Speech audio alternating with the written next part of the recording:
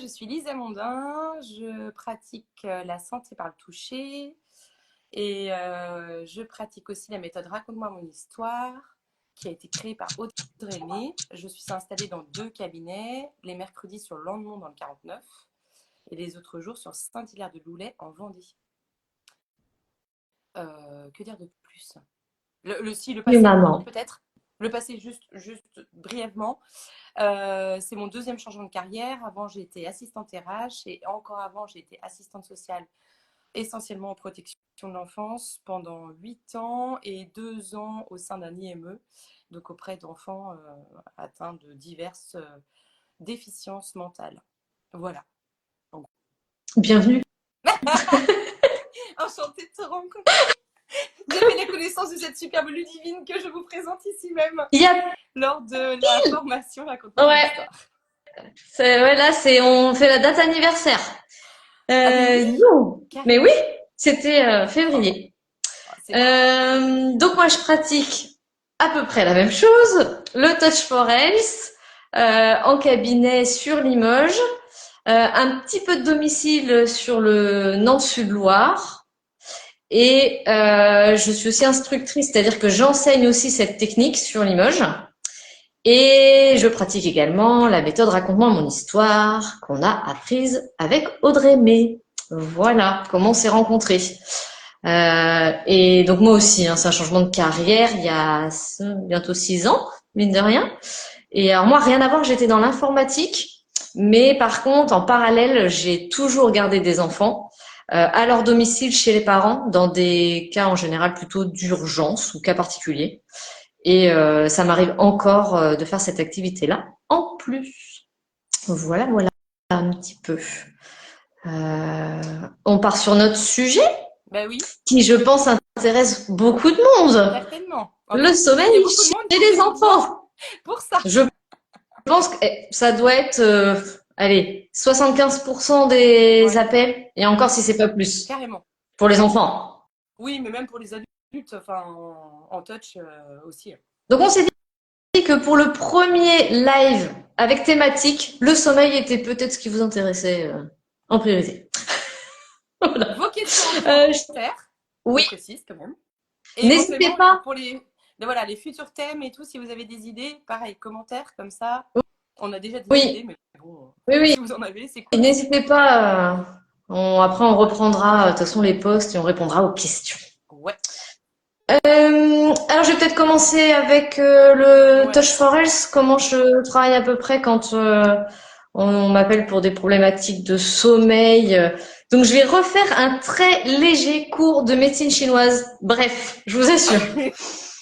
Alors, les Chinois, ils partent du principe qu'on a de l'énergie dans le corps. Et l'énergie, ça circule pas n'importe comment. Ça prend des chemins qu'on appelle des méridiens. C'est ce qu'on voit souvent sur les mannequins d'acupuncture. Les acupuncteurs, eux, ils mettent des aiguilles sur des points précis le long de ces trajets. Mais nous, on va travailler sur la circulation globale de cette énergie. Et si on veut donner une image, c'est comme un moulin à eau. En fait, l'énergie, elle se déverse d'un méridien à l'autre. Et quand tout va bien, bah, ça circule bien. Et on a des pics d'énergie, alors qu'on ne ressent pas, selon les heures. C'est-à-dire quand on change de méridien, il y a 2 heures où un méridien va être un peu plus en énergie haute, si on peut dire, comme une marée haute. Mm. Et au fur et à mesure, il va redescendre et ça va tourner le long d'une roue. Attendez, j'ai pris. Qui ressemble à ça. Et donc, on voit que selon les heures, on va changer de méridien et ça fait des hauts et des bas. Et donc, c'est rattaché à des horaires, ça ressemble à une horloge. Donc, quand on a des familles qui arrivent avec des bébés, souvent, des tout petits, là, on va parler, qui dorment toute la journée et ne dorment pas la nuit, par exemple, ou se réveillent toujours à la même heure, et ça, c'est assez régulier, des gens qui nous disent, mais on pourrait presque vous donner à 10 minutes près les heures de réveil.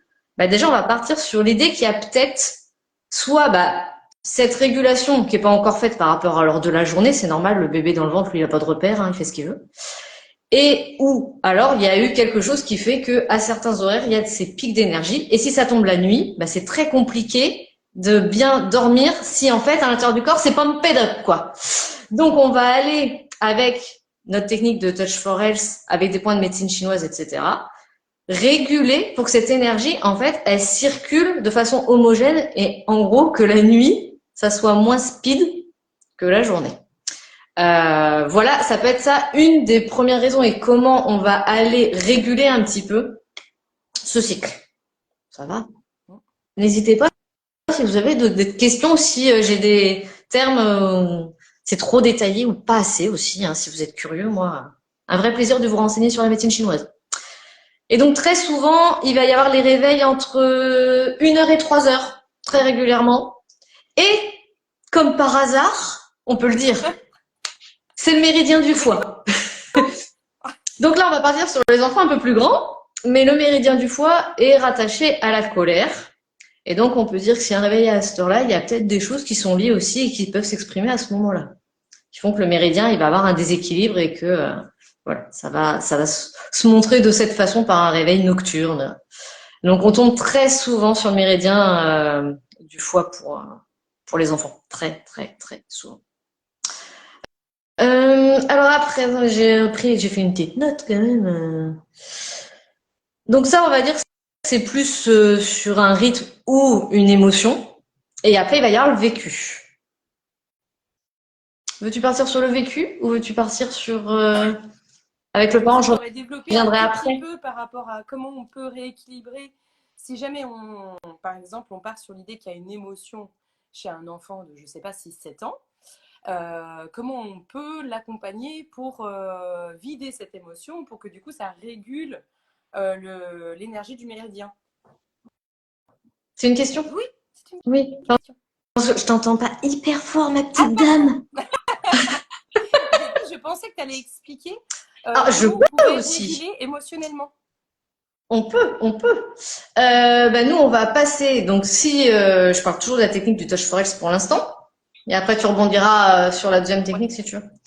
Et ben, on va aller avec une technique de test du tonus musculaire, voir à quel endroit donc l'énergie elle va être bloquée, on peut dire ça comme ça, et avec soit des points de massage, des points sur le crâne qu'on va toucher, enfin, plusieurs techniques diverses. On va aller réguler ça pour que le corps puisse gérer cette émotion par rapport à un objectif que l'enfant va choisir et quelque chose d'agréable et qui lui fait envie. Donc c'est là tout le travail de quelle phrase on va lui trouver à lui proposer, parce qu'en fait c'est souvent on les guide un petit peu, c'est pas évident de faire une phrase positive comme ça quand on veut plus, parce que la question c'est toujours bah je veux plus, ça me gêne, et donc bah s'il y avait pas ça, comment on se sentirait, et surtout ce qui marche bien pour les enfants, c'est qu'est-ce que tu pourrais faire. Moi je dis beaucoup, bah tu sais quand il y a donc là si on revient à la colère, mais ça je pense que ce sera le sujet d'un autre Oui, live. Parce que là, on est sur le sommeil. oui, oui, tout Mais à on fait. va aller demander ce qu'on peut faire à la place. Bon, là, on va pas demander ce qu'on peut faire à la place parce qu'on est en pleine nuit et qu'on aimerait bien qu'il fasse dodo. Donc, mais il va y avoir pour l'endormissement parce que le sommeil c'est la nuit mais c'est avant également. Et là, il va y avoir des techniques qu'on peut donner en séance qui sont faciles à faire à la maison pour apaiser l'enfant avant l'endormissement, parce que ça peut être vraiment le moment où tout remonte et ce qui s'est passé dans la journée. Et donc là, il y a des points très faciles à tenir qui font que ça va aider dans le rituel du coucher à détendre le petit et puis après pour qu'il puisse s'endormir rassuré. Parce que souvent c'est ça, c'est une question de se sentir en sécurité. Parce que ça vient peut-être pas de ce qui s'est passé aujourd'hui. Ça peut, mais pas toujours. Ok. Je Du coup, te laisse rebondir. Je sais pas si j'ai répondu à ta question, mais après oui, pour les émotions, ça serait hyper intéressant, mais avec des sujets où il y a, je pense, on pourrait faire un sujet colère. oui, on pourrait faire un sujet colère, ce serait très bien. Surtout que ça revient souvent dans les séances de manière générale, donc Sommeil pourquoi pas. colère, ouais. Du coup, moi, je rebondis sur la méthode Raconte-moi mon histoire. Donc, je vais faire comme le divine, je vais vous réexpliquer un petit peu. La méthode Raconte-moi mon histoire, c'est une méthode qui a été créée par Audrey May, qui est kinésiologue sur Rezé, et qui, dans ses années de kinésiologie, s'est rendu compte que pour aider les enfants, il fallait un support concret, et qui a créé une méthode qui permet d'utiliser des peluches et des outils qu'on a au quotidien pour expliquer l'histoire de l'enfant dans les 9 mois avant sa conception jusqu'au jour où on se rencontre. Le but du jeu, c'est de s'attarder sur les événements marquants de l'histoire et de déconstruire d'une, les croyances limitantes, de deux, ah, on m'entend pas bien. Ouais, Ah, mais mince. on t'entend. Ouais, c'est pas facile. Je me rapproche. Oui, c'est mieux. Donc, merci Violaine. Je disais de réexpliquer les croyances limitantes, c'est-à-dire par exemple, je sais pas, je vous donne un exemple comme ça, ma mère attendait une fille parce qu'elle voulait un enfant calme, parce que dans sa croyance, être une fille, c'est être calme. C'est bien, bel exemple, trouvé par moi-même. J'adore. Donc déjà d'une, ça va être de casser ces croyances limitantes-là. De deux, ça va être de casser les loyautés familiales et la transmission intergénérationnelle. Et de trois, ça va être de réexpliquer qu'en fait, ce qui s'est passé, c'était à ce moment-là et que ça n'est plus d'actualité. Donc, les parents viennent majoritairement, j'allais dire essentiellement, mais je vais dire majoritairement, vers nous pour des problématiques de sommeil, puisqu'effectivement, on a régulièrement des enfants qui se réveillent la nuit ou qui ont du mal à lâcher prise. Donc, on va partir sur ce fil conducteur-là pour essayer de comprendre ce qui fait que l'enfant a cette difficulté-là. Pour ça, on va aller chercher plusieurs choses par rapport au sommeil. La première des choses, c'est les paillettes de mort. Les paillettes de mort, ça veut dire qu'est-ce qui, tout au long de l'histoire de l'enfant, va être saupoudré comme ça et qui va être en lien pour lui avec la mort. Puisque dans l'inconscient, le fait d'être allongé, les yeux fermés, donc en position de sommeil, ça va faire le lien avec la position de la mort. Donc, on va aller questionner la famille sur tout ce qui est IVG, IMG, fausse couche, mais aussi les deuils qu'on a à vivre, nous, adultes, pendant la grossesse, les deuils qu'on a vécu avant, qui sont toujours actifs et en cours, j'ai envie de dire. Et à partir de là, on va réexpliquer à l'enfant le lien que lui, il a avec ces événements-là de notre vie ou de sa vie intra-utérine. Le premier lien, c'est ça. Le deuxième lien, ça va être tout ce qui est fin de quelque chose. Les déménagements, les fins de relations, les séparations parentales. Le troisième lien, je l'ai mangé, mais je vais le retrouver. Le besoin de l'enfant de montrer qu'il est en vie. Puisque du coup, effectivement, s'il y a eu des fausses couches avant, des IMG, des IVG, il va y avoir ce besoin cellulaire pour l'enfant de montrer qu'il est en vie pour rassurer ses parents. Si je veux rassurer mes parents sur le fait que je suis en vie, le meilleur moyen, c'est de ne pas dormir. Surtout si papa ou maman a peur aussi. Voilà, je parle, je gazouille, etc. Donc, ça va expliquer pourquoi l'enfant il va avoir du mal à s'autoriser à dormir, parce qu'en fait, il vient rassurer son parent, lui montrer qu'il est là, venir éventuellement combler sa solitude. Enfin voilà, il va venir répondre à ces injonctions inconscientes du parent, et puis aussi cellulaires par rapport à son histoire. Voilà. Est-ce que j'ai oublié quelque chose? Non. Et donc, ce qu'on se rend compte, et ce qui est très intéressant avec la méthode Raconte-moi mon histoire, c'est que la séance est minimum avec l'enfant et un parent, et les deux parents. Et c'est là où, en effet, ça peut être dû à quelque chose qu'il y a eu lors de l'accouchement ou quoi, où l'enfant a ressenti un quelconque danger, ou par exemple a fait de la couveuse, ce genre de choses comme on parlait tout à l'heure de séparation. Oui. Mais il y a aussi les émotions du parent. Si il y a la peur de la mort subite du nourrisson, le bébé il rassure. Il va dire non mais c'est bon, je vais bien, vous inquiétez pas, toutes les 2-3 heures je vais vous rassurer. Et une fois que ça, on en a pris conscience, on comprend mieux ce sur quoi on peut travailler. C'est l'idée de la méthode Raconte-moi mon histoire aussi. C'est de se dire ah bah oui, maintenant que je vois la situation de l'autre côté, en effet, je sais comment réagir ou les points qui sont à travailler sur nous si c'est pas encore fait, etc. La semaine dernière, j'ai reçu une famille. Alors, je tiens à le dire, merci au papa de venir. Merci, Oui. merci, merci. C'est c'est tellement super. riche quand le deuxième parent est là. Mais c'est incroyable parce que le regard est complètement différent, surtout par rapport au moment de l'accouchement où la femme, elle est vraiment dans son truc. Et du coup, monsieur, il est par contre, moi, j'ai pas vécu le truc comme ça. C'est super chouette de pouvoir faire ça, d'avoir ce deuxième regard et tout.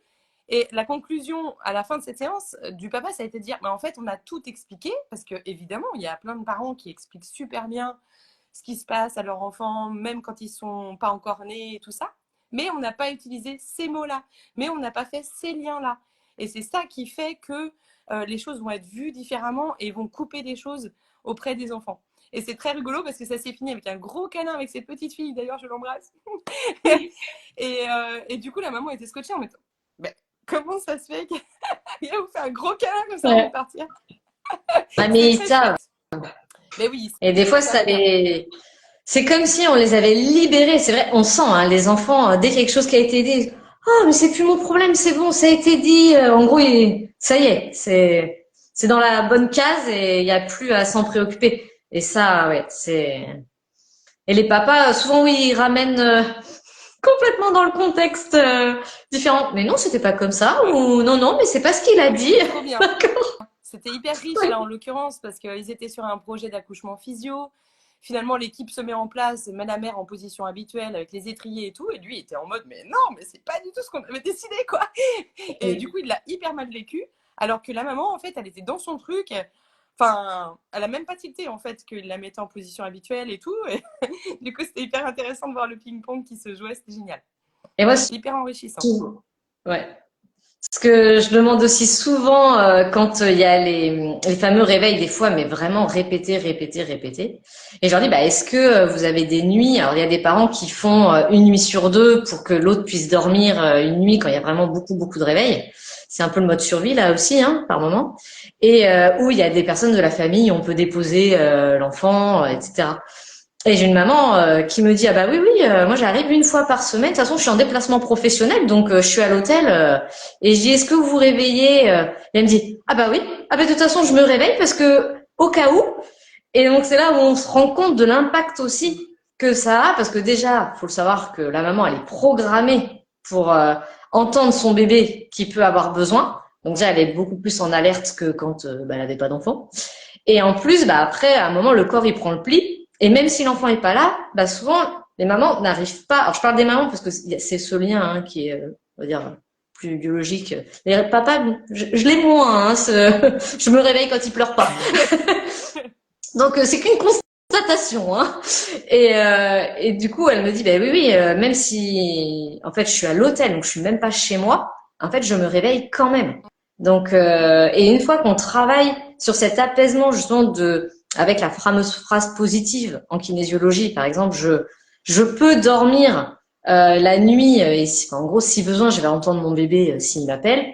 Et ben on sent aussi que les nuits commencent à être plus réparatrices, même si elles sont encore entrecoupées entre les deux réveils. Ben, le corps récupère mieux. Et ça, on peut aussi travailler sur ce point-là du côté des parents, parce qu'on parle beaucoup du sommeil des enfants, mais il y a un moment où de toute façon l'enfant il se réveille. Hein. Au début, on peut pas leur demander de faire des nuits. Mais au moins, c'est que entre chaque réveil, s'il n'y a pas d'allaitement, parce qu'en général, l'allaitement, ça aide à se rendormir. Mais quand il n'y a pas d'allaitement, bah, au moins que le corps, il mette pas 1 heure et demie à se rendormir et que ça soit plus réparateur, parce que quand il y a quand même un manque de sommeil, il y a un manque de sommeil. Là-dessus. C'est vrai que toutes les mamans qui ont vécu la première nuit où l'enfant se réveille pas et qui se réveille, elle en panique en mode ah qu'est-ce qui s'est passé, pourquoi il m'a pas réveillé? C'est ça. Alors qu'en fait c'est simplement que bah voilà ça y est il a fait sa première nuit, waouh. Et mine de rien on pense tout de suite à il s'est peut-être passé quelque chose, faut vite que j'aille voir si tout va bien, voilà. Donc et c'est normal. Hein. Oui c'est normal, bah, c'est un changement de vie et de rythme pour tout le monde, donc forcément. Et puis biologiquement, de toute façon, on est programmé pour ça, donc on est aussi un petit peu programmé pour faire attention au bébé. Hein, donc, oui. Après, comme je dis souvent, l'idée c'est de remettre les curseurs aux bons endroits. C'est quand c'est trop, quand ça devient vraiment gênant, où là on peut dire au corps, oh stop, là il y a peut-être trop d'alerte, trop de warning partout, et autant bah, chez un des parents ou l'enfant, et on peut faire redescendre. Et en général, ça rentre dans l'ordre en quelques, je dirais presque jours, semaines, s'il y a plusieurs problématiques. Mais en général, il y a toujours ça va agir au départ, enfin moi c'est comme ça que je le constate, hein, soit sur le nombre de réveils, soit sur le temps des réveils, ou après si on parle de l'endormissement, ça va être pareil, le temps d'endormissement, mais il y a toujours une amélioration sur un des points, pas toujours tous du premier coup, mais après c'est vrai que les deux techniques additionnées, mais raconte-moi mon histoire et Touch for Elle, ça fonctionne très bien, quoi. Est-ce Faut pas est-ce que rester tu à attendre. m'autorises à parler d'une jeune fille que j'ai vue il y a Oui, 15 jours là? Parce que je trouve que l'exemple est quand même assez phénoménal. Donc, c'est une jeune fille qui a 7 ans et qui vient avec sa maman parce qu'elle a peur de mourir. Elle est bourrée de tics visuels, enfin, sur mm, le visage. Et donc, elle vient pour une raconte-moi mon histoire avec sa maman. C'est une jeune fille qui ne peut pas s'endormir sans un rituel de ce niveau-là, hein, mm, d'endormissement, c'est-à-dire qu'elle rappelle ses parents pour leur demander de leur dire, de lui dire je t'aime, est-ce que tu es sûr que tu m'aimes, enfin voilà, gros, comme tu disais, mm, une grosse ouais, insécurité, avec un endormissement qui s'allonge, qui crée de l'angoisse pour tout le monde, et avec une jeune fille qui est vraiment en difficulté pour s'apaiser et pour se laisser aller au sommeil.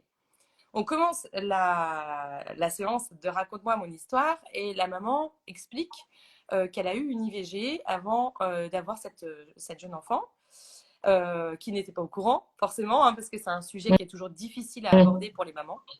Et la maman pleure, parce qu'émotionnellement, c'est encore très difficile pour elle, ce qui s'entend complètement. Sauf qu'en fait, je lui explique que tout ça, la jeune fille, elle l'a récupéré et qu'elle est en train de montrer à tout le monde qu'elle, elle est en vie. Clairement, le fait d'avoir des tics, le fait de montrer qu'on est comme ça, ouais. déjà, on se prouve à soi-même qu'on est en vie, on montre à tout le monde qu'on est en vie.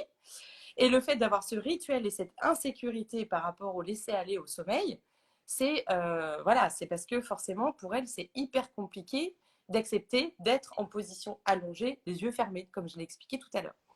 On fait toute la séance et la maman me dit, bon, j'ai bien compris qu'émotionnellement, c'est un peu compliqué pour moi, je vais revenir pour moi, prendre soin de moi en kinésio, puisqu'effectivement, là, j'ai besoin d'avoir des séances de Touch for Health pour travailler sur ce qui émotionnellement Ouais, est compliqué pour moi. t'aider. Bon, parfait. Très bien. Et il s'avère que du coup, moi, je prends toujours des nouvelles de mes familles que j'ai vues en séance de raconte-moi mon histoire. Donc, entre le rendez-vous de la maman et la séance, je prends des nouvelles. Et cette jeune fille s'endort sans aucun rituel. Aujourd'hui, elle dit bonne nuit papa, bonne nuit maman, et elle va se coucher. Au point que du coup, toute la famille est en mode qu'est-ce qui se passe? Que va-t-on faire de nos soirées? C'est ça. La maman a dit c'est un miracle parce qu'en fait cette famille s'est habituée depuis des Ben oui, mois, je ne sais même pas si c'est pas depuis des années, à fonctionner comme ça et a sûrement. fini par se dire en fait notre fille elle est comme ça, il va falloir qu'on vienne la rassurer Mm, tous les soirs avant qu'elle s'endorme. La maman doit eh oui. faire un retour sur le côté des tics parce qu'elle elle les voit même plus en fait, donc elle m'a dit j'ai même pas trop fait Mm, attention où c'en était de ce point de vue là, donc il faut qu'elle regarde. Et du coup, elle est revenue en séance pour elle. Elle est trop mignonne. Elle se met à pleurer tout de suite. Elle me dit ah, mais quand je vous vois, ça me fait quelque chose. Je suis toujours émue. Ah bon? Je fais pleurer les gens. C'est Et l'effet elle que tu me dit fais. je fais un effet dingue. Et elle me dit juste merci. Enfin, c'est fou en fait ce qui est en train de se passer pour nous. On est en train de vivre un bouleversement familial. Et au point que la jeune fille leur a dit mais arrêtez maintenant tous les matins, tous les soirs de me dire t'es sûr, tu vas te coucher comme ça. Oh là là, hier soir tu t'es bien couché et tout. Parce que maintenant c'est terminé. C'est ça, Pour elle, pour elle, ça c'est y est, fini. elle est passée à Mm. autre chose. Sauf que les parents, forcément, dans ces rituels, dans ces habitudes, ils sont complètement surpris quoi, que ça y est, on passe à autre chose. Et je trouve que ce témoignage il est très fort parce que d'une, on est sorti de ce fonctionnement qui était nocif pour tout le monde. La maman me dit maintenant je me réveille reposée le matin parce qu'en fait j'ai pas eu ces 3 quarts d'heure d'angoisse de tous les soirs, Mm. de Eh oui. stress, de pression. Je me réveille, je suis reposée, je me sens plus calme. J'établis une autre relation avec ma fille, beaucoup plus apaisée, beaucoup plus complice et tout. Vraiment, c'est un bouleversement pour cette famille, avec cette maman qui s'autorise à prendre soin d'elle et à venir maintenant faire du touch avec moi. Donc c'est trop chouette, je suis trop contente. Voilà, Mais j'avais envie de faire ce ça petit peut aller résumé. très vite, hein. Ah là, J'ai une différence très... radicale. ouais. Trop bien. Oui, souvent, comme on dit, hein, c'est les enfants qui ont amené les parents en séance parce que parfois, quand il y a eu l'enfant normal, les parents aussi ont des problématiques de sommeil. Ouais. Et donc moi, j'ai eu une maman aussi qui est venue après, pareil, la séance de raconte-moi mon histoire quand on explique le d'où ça peut venir Et la maman qui se dit, ah ben oui, mais moi aussi, et en fin de compte, le grand-père aussi. Eh ben Et justement, ouais, voilà, on a retravaillé, et il y avait une histoire de loyauté familiale. Ça, c'est pareil, je pense que c'est un sujet qu'on pourra oui, aborder très intéressant. oui, Et quand on a coupé, en fait, avec bah, elle, la problématique de, bah, en fait, dans la famille, de toute façon, on a des problèmes pour s'endormir. C'est normal, presque. C'est devenu. ah voilà. Et donc, bah, maintenant qu'on a coupé ça, parce qu'en fait, on peut, hein, on n'est pas obligé de faire Mm. pareil pour faire partie du clan, mais bon, tout ça, on en reparlera. Surtout pour les Et trouver ben, pareil, ça. confortables. Mais oui, mais en fait, ça devient même plus. Enfin, c'est inconfortable, mais pour les personnes, la plupart du temps, on se dit, bah, de toute façon, c'est comme ça. Et ils apprennent à vivre avec. Mm, Et c'est là, quand nous, on ouvre cette porte de, ben non, en fait, il n'y a pas de fatalité. mm, Et ben, ça change tout, quoi. mm. On a une question. Mais oui, Les terreurs du coup, nocturnes. hyper intéressant. Avec crise de Alors le touch, du coup, somnambulisme. bah, tu veux y répondre pour le touch? Moi, j'ai un exemple Alors pour moi, raconter mon histoire, somnambulisme, mais j'ai jamais fait. ah, Ouais, non, somnambulisme, j'ai pas eu. Ça, oui, on pourra en parler un petit peu. Et terreur nocturne, ah oui, ça fonctionne enfin, très très bien hein, pour les terreurs. En fait, après, je dirais peu importe ce qui se passe la nuit, à partir du moment où il y a réveil, inconfort, appel, des fois c'est juste l'appel du parent, je sens le parent, je me rendors. C'est pas toujours des réveils oui. compliqués, mais il y a ce besoin quand même d'être rassuré où il y a quelque chose émotionnellement derrière. Donc oui, bien sûr que ça peut aider. On Tu veux peut parler du redire que du somnambulisme? coup, on peut redire que du coup, on est dans la même chose, que ce soit pour les terreurs nocturnes ou pour le somnambulisme. On est toujours, on peut toujours faire le lien avec je montre que je suis en vie, Ben oui. j'active mon corps, donc je montre que moi, je ne vais pas mourir. Donc, on est à nouveau là-dedans. Et ça me rappelle une séance de Raconte-moi mon histoire où effectivement l'enfant déplaçait son lit la nuit tellement il était agité Mm. et cognait le lit contre le mur malgré qu'ils avaient mis le lit au milieu de la pièce. Il arrivait, c'était assez bluffant, à déplacer carrément le lit et à les taper contre le mur.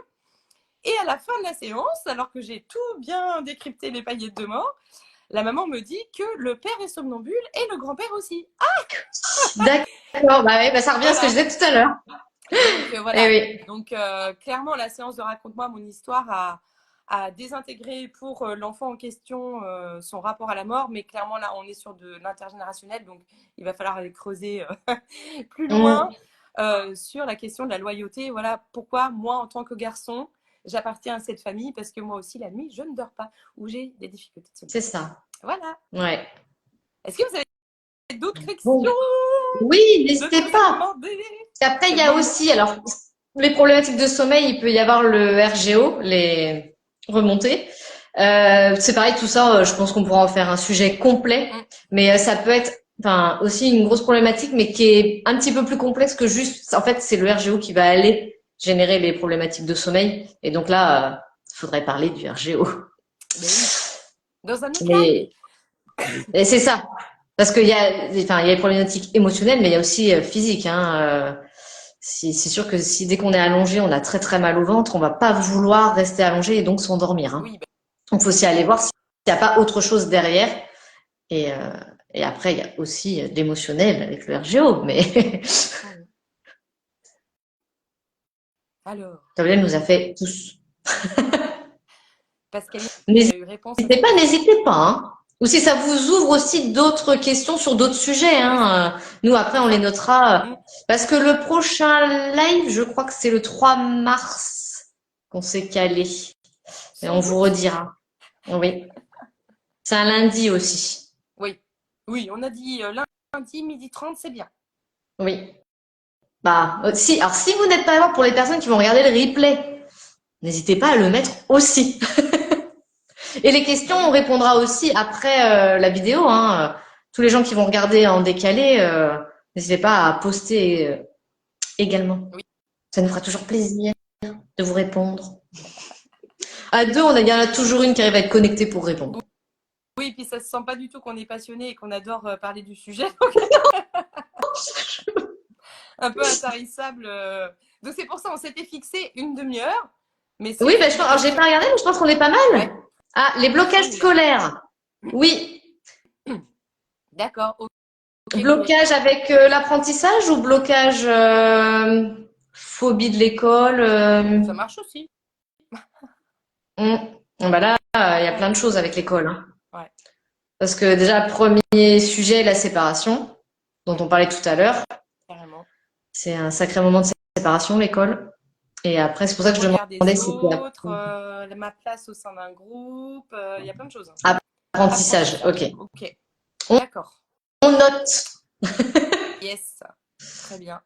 Bon, Eh ben, je pense qu'on est. Tu as l'heure, toi, à côté de toi? il Je est sais pas. 13h01. Oh, alors là, Et on est on le parfaite. savait, mais Timing. bon, ça ne fait que confirmer. Tout va bien. La mort et timidité. Ok, Pascaline, très intéressant. Ah oui. Vraiment, Parce que la mort, bah très oui. bien. Puis il y a des âges où vraiment, ouais, ça les préoccupe. Ou alors ils sont confrontés un petit peu jeunes et ouais, comment expliquer? Mm. Timidité, ok. Ouais, phobie de la Bon. mort, j'ai Et eu ben, plusieurs séances de raconte-moi mon histoire autour de ça. ah, Ouais. Alors, on pourra en reparler, mais effectivement, notamment avec l'épisode Covid hein, qui a marqué énormément ouais. de mamans, de papas et d'enfants. Ah, tout, ouais. Et il y a toujours Euh, eu, oui, peu importe à quel moment, si c'est pendant la grossesse, le confinement, l'accouchement, où les papas étaient pas toujours acceptés. Ouais, ouais, alors là, oh, il y a un sujet, mais même Covid tout court, hein. ouais, ouais, C'est, ouais. faut Encore voir très comment les présent. bébés, oui, Ouais. qui sont nés à cette période-là, bah là qu'on a beaucoup maintenant. Bah oui, Il y a toujours un moment où oui, il faut réexpliquer ce qui s'est passé, le pourquoi. Ça crée beaucoup de crainte et de peur, hein. mm, Ouais, de l'extérieur. Mm. oui, bah oui, de l'extérieur. Et de la mort et de l'ambiance morbide et voilà. Ouais. Mm. Ok, Ok, bah bon, merci. ben, on vous souhaite une bonne semaine. Et puis, alors, Bonne pour journée tout le information, monde. si quand même, moi je serai en live Bah jeudi. oui, Je réitère jeudi. jeudi à midi avec Lucie Luno. Et là, on sera par contre sur Facebook. Ouais, c'est un coup l'un, un coup l'autre. Donc, n'hésitez pas à suivre. De toute façon, c'est déjà affiché. Mais Ouais. donc, Lucie Luno a fait de l'accompagnement de maman entrepreneur. Parce que c'est pas évident d'avoir les deux casquettes, d'avoir la Oui. vie de famille plus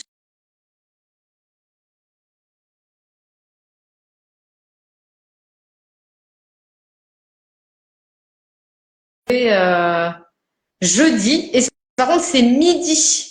Les lives de Lucie sont à midi.